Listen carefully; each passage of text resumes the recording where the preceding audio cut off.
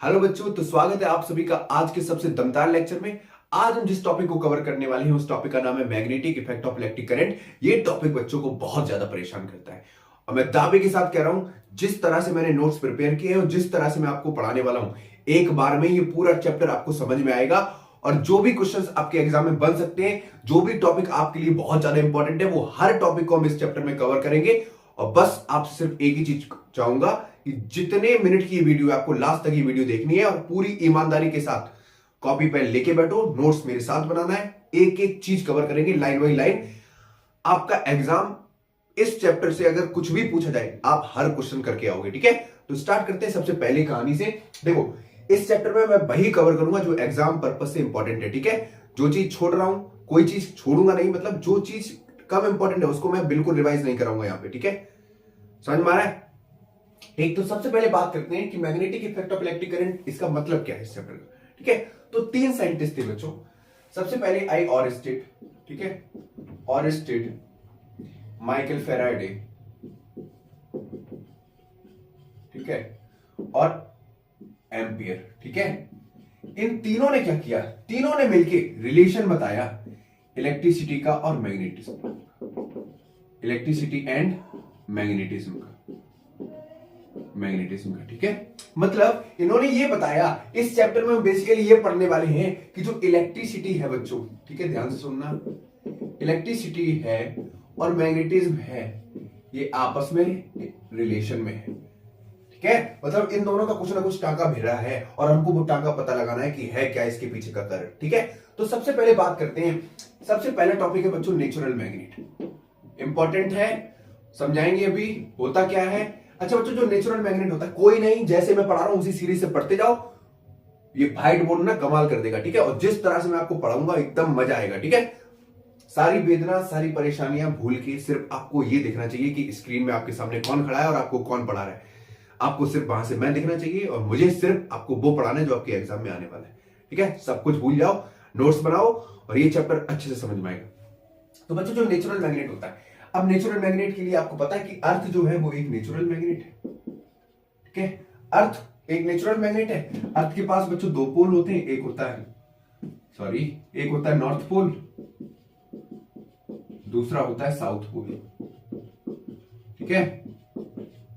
अर्थ का खुद का मैग्नेटिक फील्ड है या नहीं है, ठीक है। आई बात समझ में? अच्छा बच्चों, जो नेचुरल मैग्नेट होता है ये एक मटेरियल से बना होता है जिसको बोलते हैं मैग्नेटाइट, ठीक है। सही है ना? मैग्नेटाइट की स्पेलिंग देखें, एक मिनट रुकना, एक तो स्पेलिंग नहीं आती लिखनी, ठीक है। अच्छा बच्चों, जो मैग्नेटाइट होता है इसका फॉर्मूला होता है Fe3O4, ठीक है, समझ में आया। और ये एक ब्लैक कलर का आयरन ओर होता है, ठीक है, ब्लैक कलर आयरन ओर, ठीक है। और आपको पता ही है, और ऐसे प्रॉपर्टी होती है जिससे मेटल की इंप्योरिटीज को हम एक्सट्रैक्ट करते हैं, ठीक है। क्लियर हो गया? इतनी बात समझ में आई? तो मैग्नेटाइट क्या है? एक ब्लैक कलर का आयरन ओर है, ठीक। तो नेचुरल मैग्नेट का फॉर्मूला पता चल गया, क्या है? Fe3O4, ठीक है। ये नेचुरल मैग्नेट किससे मिलकर बना होता है? मैग्नेटाइट से। अच्छा बच्चों, जो नेचुरल मैग्नेट होता है इसको हम परमानेंट मैग्नेट भी बोलते हैं। क्या बोलते हैं बच्चों? परमानेंट मैग्नेट बोलते हैं। इतनी बात बेजन खुशी, ठीक। अब यहां पर हम बात करते हैं जो परमानेंट मैग्नेट होता है बच्चों, ठीक है। ध्यान से सुनते जाओ, मैं जो कुछ भी पढ़ा रहा हूं अभी एक एक लाइन कनेक्ट करेंगे। जो बच्चों परमानेंट मैग्नेट होता है, परमानेंट मैग्नेट जो होता है, ठीक है, ये कितने शेप में अवेलेबल होता है? तो पहला बच्चों होता है बार शेप में, ठीक है, दूसरा रॉड शेप में, ठीक है, तीसरा डिस्क शेप में, ठीक है, और चौथा हो जाएगा, एक और है बच्चों, रिंग शेप में, ठीक है। आई बात समझ में? तो जो परमानेंट मैग्नेट है वो इतने शेप में हमें अवेलेबल होता है, बार शेप, ठीक है, रॉड शेप, डिस्क शेप और रिंग शेप। इतनी बात समझ में आ गई? अच्छा, परमानेंट मैग्नेट होता है क्या बच्चों? परमानेंट मैग्नेट वो मैग्नेट होती है जिसका magnetic field strength longer period of time तक अवेलेबल रहता है, ठीक है। कोई भी ऐसी मैग्नेट जिसका मैग्नेटिक फील्ड स्ट्रेंथ ज्यादा समय तक काम करता है उसको बोलते हैं परमानेंट मैग्नेट। मतलब करंट ऑफ होने के बाद भी, ठीक है, जैसे मान लो ये एक वायर है, ठीक है, इसमें करंट फ्लो करेंगे, ठीक, तो करंट फ्लो करेगी तो उसके आसपास क्या बनेगा? मैग्नेटिक फील्ड बनेगा। अब अगर परमानेंट मैग्नेट है तो इसका magnetic field strength current of होने के बाद भी ज्यादा देर तक क्या रहेगा, अवेलेबल रहेगा, तो उसको बोलते हैं परमानेंट मैग्नेट। शुद्ध शाकाहारी शब्दों में आपको ये चीज समझ में आ गई होगी। इतना फटाक से आप छाप लो, स्क्रीनशॉट ले लो, फिर आगे बढ़ते हैं इसमें, क्योंकि मैं रब करूंगा। ठीक है, क्लियर हो गया? आई बात समझ में? ठीक है। अच्छा, यहीं पे थोड़ा और समझ लेते हैं। ठीक, अच्छा अब बात करते हैं कि इलेक्ट्रोमैग्नेटिज्म होता क्या है। एक चीज और समझ लो, इलेक्ट्रोमैग्नेटिज्म क्या होता है बच्चों? इलेक्ट्रोमैग्नेटिज्म क्या होता है? Electromagnet is just the relationship between electricity and magnetism. ठीक है, ऐसा रिलेशनशिप इलेक्ट्रिसिटी और मैग्नेटिज्म के बारे में बताए जो चीज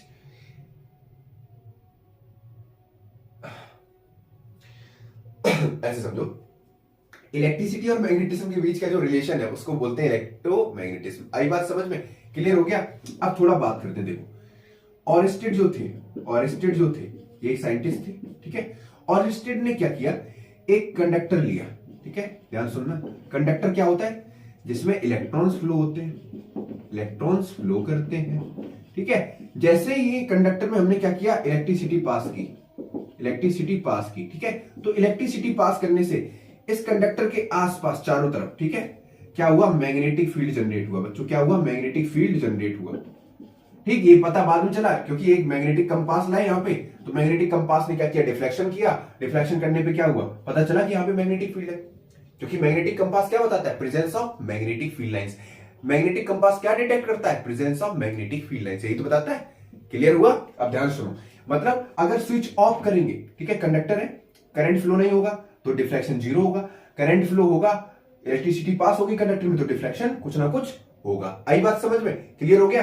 अब इन्होंने क्या बताया कि स्ट्रेट करंट कैरिंग कंडक्टर क्या करता है, अपने आसपास मैग्नेटिक फील्ड बनाता है, और वो मैग्नेटिक फील्ड कैसा होता है, कॉन्सेंट्रिक इन सर्किल। कैसा होता है, कॉन्सेंट्रिक इन सर्किल। अभी डिटेल में इसको बात करेंगे। ठीक है, इतनी बात समझ में आई? क्लियर हो गया? या कह दो सर्कुलर शेप में होता है बच्चों। कैसा होता है, सर्कुलर शेप में होता है।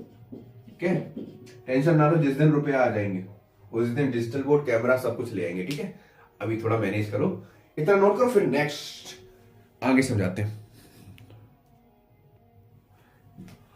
बच्चों। इतनी बात समझ में आई? ठीक है, अब आगे बढ़ते हैं। अब बात करते हैं मैग्नेटिक कंपास के बारे में। ठीक है, किसके बारे में बात करते हैं, मैग्नेटिक कंपास के बारे में। अच्छा बच्चों, ठीक है, मेरी इंग्लिश थोड़ी वीक है, समझ लेना। अच्छा, मैग्नेटिक कंपास क्या होता है बच्चों, एक स्मॉल, ठीक है, लाइट मैग्नेटिक नीडल होती है। ठीक है, मैग्नेटिक नीडल होती है। ठीक है, ये डिफ्लेक्शन शो करता है। क्या शो करता है, डिफ्लेक्शन शो करता है। ठीक है, डिफ्लेक्शन क्यों शो करता है, क्योंकि ये डिटेक्ट करता है presence of magnetic field lines किधर, और ये अलाइन किस डायरेक्शन में होता है, अलाइन इन नॉर्थ डायरेक्शन। ठीक है, किस डायरेक्शन में अलाइन होता है, नॉर्थ डायरेक्शन। इतनी बात समझ में आई? क्यों, क्योंकि अर्थ का खुद का एक मैग्नेटिक फील्ड है, अर्थ का खुद का एक मैग्नेटिक फील्ड है।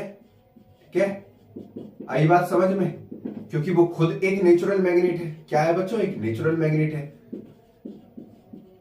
तो जो मैग्नेटिक कंपास है वो किस डायरेक्शन में अलाइन होता है, नॉर्थ डायरेक्शन में। ये तो चीज याद रखना। ठीक है, इतना क्लियर हो गया। पाइवोट किया जाता है सेंटर पे। ठीक है, जो एल्यूमिनियम ब्रास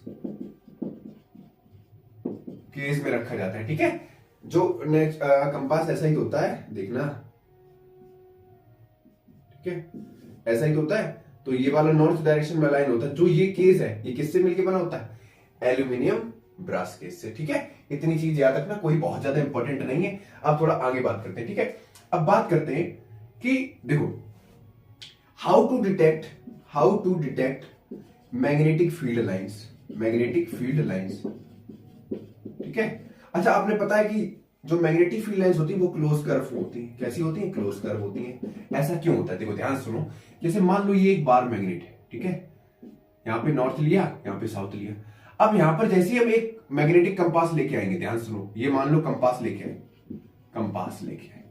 समझ में आ रहा है? इस कंपास को जैसे ही मैं यहां नॉर्थ पोल के पास लेके जाऊंगा, अब बेटा कंपास का नॉर्थ पोल मैग्नेट के नॉर्थ पोल को क्या करेगा, रिपेल करेगा या नहीं करेगा बच्चों? नॉर्थ क्या करेंगे, रिपेल करेंगे या नहीं करेंगे? ठीक है, आई बात समझ में? ठीक, अब जैसे ही हम इस कंपास को अलग अलग पोजीशन पे प्लॉट करेंगे तो इसका डिफ्लेक्शन किधर जाएगा, साउथ की तरफ। भैया मैग्नेटिक कंपास का नॉर्थ किससे अटैक करेगा, इस बार मैग्नेट के साउथ से। ठीक है, तो डिफरेंट पोजीशन पे जैसे ही हम इसको रखेंगे तो तो जो कर्व फॉर्म होगा वो कैसा होगा, क्लोज कर्व होगा।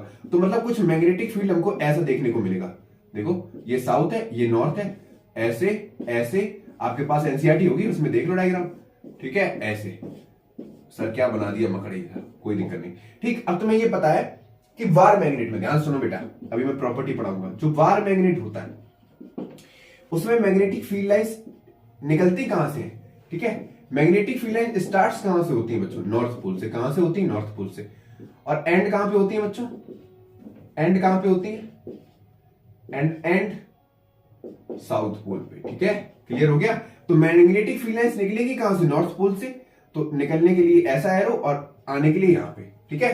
अब मैग्नेटिक फील्ड लाइंस देखो, बार मैग्नेट में सबसे ज्यादा डेंस कहां होगी, पोलर रीजन पे, ठीक। तो मैग्नेटिक फील्ड डिस्टेंस सबसे ज्यादा कहां होगी, पोलर रीजन पे, ठीक है। क्लियर हो गया। अब थोड़ा बात करते हैं। देखो बार मैग्नेट में जो मैग्नेटिक फील्ड स्ट्रेंथ होगी, मैग्नेटिक फील्ड स्ट्रेंथ होगी, मैग्नेटिक फील्ड स्ट्रेंथ होगी, वो मैक्सिमम कहां पे होगी, पोल पे कैसी होगी, मैक्सिमम होगी। कैसी होगी, मैक्सिमम होगी, ठीक है। सेंटर पे कैसी होगी बच्चों, सेंटर पे जीरो होगी। सेंटर पे कितनी होगी, जीरो होगी, ठीक है। और कर्व पे कितनी होगी, CURVE। कर्व पे कैसी होगी, मिनिमम होगी। अभी मैं समझाने का प्रयत्न कर रहा हूं, देखना। देखो ध्यान से, यहां पर मैग्नेटिक फील्ड लाइन सबसे ज्यादा डेंस है, तो मैग्नेटिक फील्ड डिस्टेंस सबसे ज्यादा कहां होगी, पोलर रीजन पे, यहां पर। और centre of the bar magnet पे यहां पर मैग्नेटिक फील्ड स्ट्रेंथ क्या होगी, जीरो होगी। और जो ये वाला रीजन है, देखो यहां पर मैग्नेटिक फील्ड कैसी है, कम डेंस है, घनी कम है, तो यहां पर मैग्नेटिक फील्ड स्ट्रेंथ कैसी होगी, वीक होगी, ठीक है। स्ट्रॉन्ग सबसे ज्यादा कहां होगी, पोल पे, और यहां पे सेंटर पे क्या होगी, जीरो होगी। आई बात समझ में। ये प्रॉपर्टीज थी, आपको याद होना चाहिए। अब देखो ध्यान सुनो, बार मैग्नेट की कुछ प्रॉपर्टीज और समझा रहा हूं। बार मैग्नेट में याद रखना, बार मैग्नेट में बच्चों ये याद रखना कि, क्या याद रखना, रुको समझो, एक तो भूल जाता हूं। बार मैग्नेट में आपको याद रखना है कि outside the bar magnet, outside the bar magnet, outside the magnet field lines कहां से निकलेंगी, नॉर्थ से साउथ, ठीक है। इनसाइड, ठीक, बार मैग्नेट के अंदर मैग्नेटिक फील्ड लाइंस कैसे ट्रेवल करेंगी, साउथ से नॉर्थ। क्लियर हो गया। बार मैग्नेट के बाहर मैग्नेटिक फील्ड लाइंस कहां से जाएंगी, साउथ, नॉर्थ से साउथ। अंदर बार मैग्नेट की मैग्नेटिक फील्ड लाइंस कहां से जाएंगी, साउथ से नॉर्थ। क्लियर हो गया। सेंटर पे बार मैग्नेट पे magnetic field strength zero. Note करो, फिर आगे बढ़ते हैं। फटाक से नोट करो यहां तक।